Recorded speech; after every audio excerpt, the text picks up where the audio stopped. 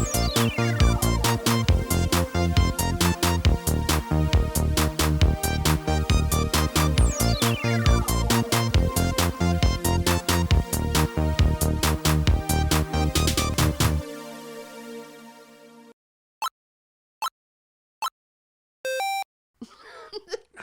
was a big old mess. You stretching it out? That's right. Stretching it out? Stretching it out. Stretch it out. All right. Hello. Let me try. Hello, Misty. Hello, Ike. What do you want to do today? I want to do the same thing that we try to do every day, which is ruin the internet. I couldn't think of something fast enough. I was going to say rob a bank, but that's okay. incriminating. It really is. I don't want to get blamed for trying to rob a bank. Let's not do that. Allegedly. What are we going to talk about today? We're going to talk about the first movie that you saw in a movie theater. Oh, snap. 15 minutes on the clock starts right meow. All right. What was your first movie? I think it was The Last Starfighter. Whoa, seriously? Yeah, and I think I had to leave early because I was scared of all the special effects aliens. Oh, my gosh. And I remember my dad being like real bummed out, like, man, I got to take this little pansy home. Yeah, this little pansy ass kid. Yeah. Oh, my gosh. Mine was E.T. Okay. And I decided from that moment on that my goal in life was going to be to become friends with Drew Barrymore. Okay. Because if I was her friend, then I would get to hide in the closet and dress up and play with E.T. like her. Okay. Yeah. I equated it to, so my parents had a bowling night on Mondays. Okay. And they had an arcade in the bowling alley. Uh-huh. And I got 4 quarters. Every Monday. Everybody else's kids had like $20 bills. They were just pumping it full, but I had to like make the perfect selection every time I wanted to spend you had to make one of my those quarters last. For 2.5 hours. Oof. Yeah, this is back when you could smoke inside the bowling alley. Of course. We all reeked when we got home. Yeah. But I always thought I would put a quarter in a machine and get transported away to a foreign land. You know what? It's funny. I actually had a similar experience with my second movie that I saw in a movie theater to having to leave. For some reason, my mom and my stepdad went to go see An American Werewolf in Paris. Okay. How old were you? I think I was like 7. Yeah. And I remember hiding underneath the seat, because I was so scared. That was back Which now I watch it and I was like, this is so campy and goofy. But like I was little. I never howling saw it. And it was very like a werewolf is a wolf. Right. And so, like I said, there was a lot of howling and a lot of teeth and blood on the teeth, and that makes me think of a film. But they didn't leave. Like your dad, like left because you were scared. I was like, "Yo, we're out, dude." That my parents did not do that. Do you remember the League of Extraordinary Gentlemen? Which one are we talking? Are we talking old school or are we talking like Sean Connery? The Sean Connery one. Oh, so good. Yes. One of my favorite movies. I just rewatched it recently. Do you know that my octopus chandelier, his name is Dorian Gray? I did not know that. I named my octopus chandelier Dorian Gray. Which one's Dorian Gray? The dude that is invisible, has to put the paint on? No. No. The vampire. Why do I not remember right now? I don't know. Probably because you named we've it. Done a whole lot of episodes today and my brain's fried. We've talked a lot. That's right. A lot. Well, I mean, yeah. Who is the real Dorian Gray? Who is the real Dorian Gray? Dorian Gray was clearly based on a living person, a member of Wilde's literary homosexual circle in the early 1890s. Oscar Wilde? When the story was first published, if Wilde's fiction is strange, the real-life story of John Gray Dorian's original is even more bizarre. We're about to go down the bottom of the butthole of the internet. Do it. Because first of all, I love Oscar Wilde very much. What is Dorian Gray syndrome? Whoa. Denotes a cultural and societal phenomenon characterized by a man's extreme pride in his personal appearance and the fitness of his physique, which is accomplished by difficulties in coping with the requirements of psychological mutation with the aging of his body. I'm pretty sure I have that. I'm pretty sure you actually do. Wow. Can Dorian Gray look at his portrait? What does that mean? I mean, I guess I always thought he was the invisible guy because of all of this. Must have been. Answers. Within the film, viewing his portrait was enough to kill him versus the book, where he actually had to stab it. When Dorian stabs the painting in the book, he's attempting to destroy what the portrait represents. Yeah. The evidence of his corruption and therefore his conscience. That's a conscious joke there, folks. Is Dorian Gray a psychopath? Oh, 50 Shades of Grey. What's that kid's first name? Fuck if I know. You think I've watched that shit? No, but it couldn't have been Dorian. No. I will tell you, I did attempt to read the first book, and I had it on my iPad, and I remember I was taking an international flight, and it was late at night, and I had my iPad open trying to read it, and it gets real dirty real fast. Yeah. And I remember like looking back, and there was this little old man sitting across the aisle, like a seat behind me, and he was like looking at the book, and I was like, oh my God, I can't read this book. Like, this is embarrassing even to see someone else seeing me read this book. It is Dorian Gray. In 50 Shades of Grey? 50 Shades of Dorian Gray. No, 50 Shades of Grey. Christian. There you go. Yeah. Okay, that sounds more like it. Pretty sure he's also Batman. Not that's Christian Bale. No, not the actor, but the guy. He had the same amount of money. Okay. And he liked to dress up in leather and get his butt spanked. So, like that's what you think of Batman. That's the same. I mean, Batman dressed up and got his butt kicked. Christian Grey got all dressed up and got his butt spanked. Yeah. I don't. I'm not gonna buy into that. Come on. I mean, I see a little bit of the path that took you there, but I don't think so. Nope. So you didn't read the book, but did you watch any of the films? 50 Shades? I think at some point or another, I've probably seen them. I've seen all three, bruh.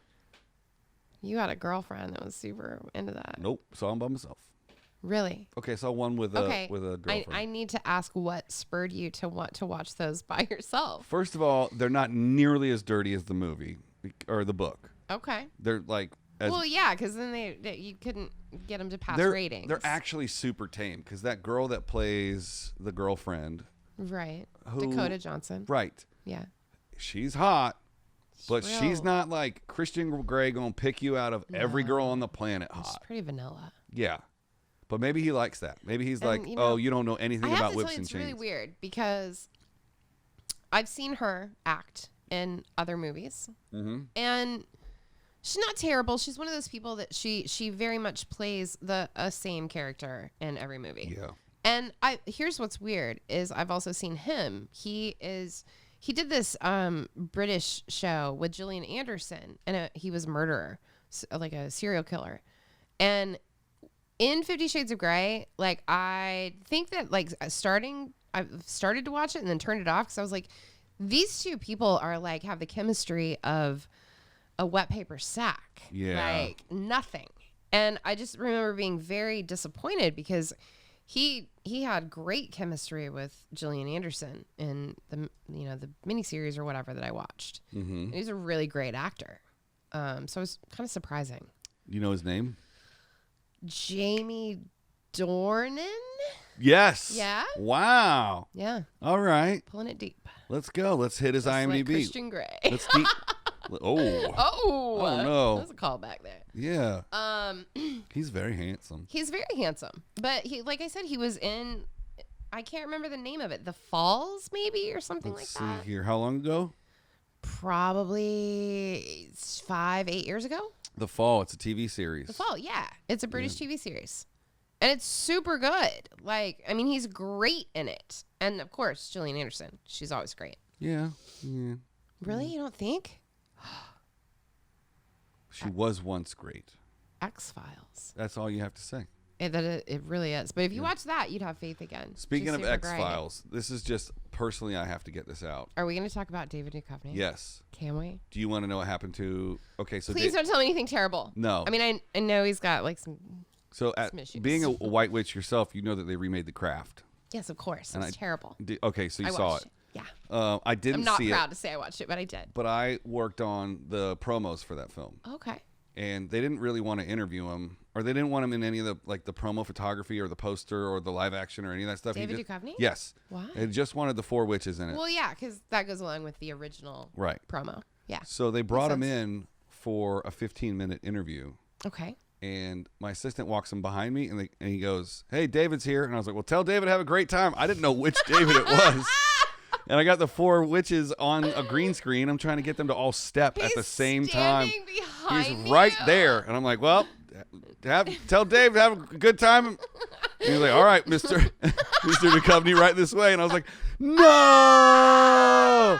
And I'm like, "Oh, sorry, man." He's like, "Nah, it's cool, man. Keep doing your thing. I want to get out of here." I was like, "Well, follow that kid. You're going to be out of here in 15 minutes.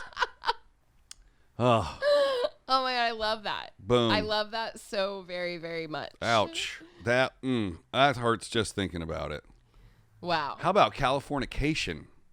What a great show. Dude. I miss it. You know, I have to tell you, not that long ago, I went back down that era of TV shows. I went into because we were in quarantine, whatever, binge watching. Yep. And I watched a couple of episodes of Californication, and then I went back to Entourage. Okay. I rewatched all of Entourage Dude, the first week of quarantine. That shit has not aged well. No, it has not. Ooh. Because what were those pants that were like $250 for jeans? True Religion. Yup. Everywhere. Like Dude, every person on it wearing them. I'd watched that show came out before I moved to California. Like 2 seasons of Entourage was out. Okay. Yeah, right? That's fair, yeah. I thought Vince was the coolest, hippest dude in the whole world. And then looking back on it, it's like he made the worst thrift store decisions of all time. Completely. And then Eric was never looking cool.